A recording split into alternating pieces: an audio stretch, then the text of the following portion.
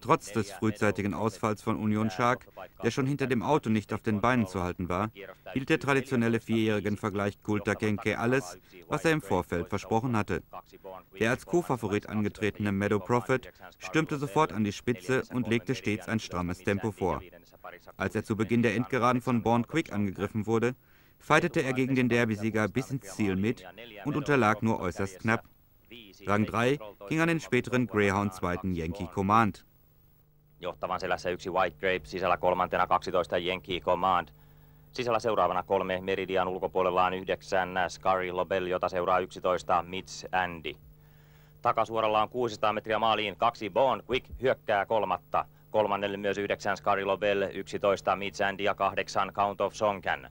Kultakengässä vuonna 1991 on viimeinen puolikas käynnistynyt ja 4 Meadow Prophet on kärjessä. Meadow Prophet johtaa, rinnalle on kivunut 2 Born Quick, sitten 1 White Grape, 12 Yankee Command, 9 Scary Lobel, 3 Meridian.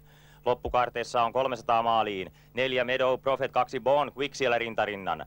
4 Meadow Prophet johtaa, 2 Born Quick rinnallaan, sitten vähän rakoa 1 White Grape, 12 Yankee Command seuraavina ja loppusuolella 150 maaliin. 4 Meadow Prophet johtaa, 2 Born Quick aivan rinnalla voittokamppailussa. 100 maaliin ja Born Quick nyt niukasti johtoon. Meadow Prophet vastaa sisäpuolella ja 50 maaliin. Meadow Prophet, Born Quick, Meadow Prophet. Maalissa 2 Born Quick.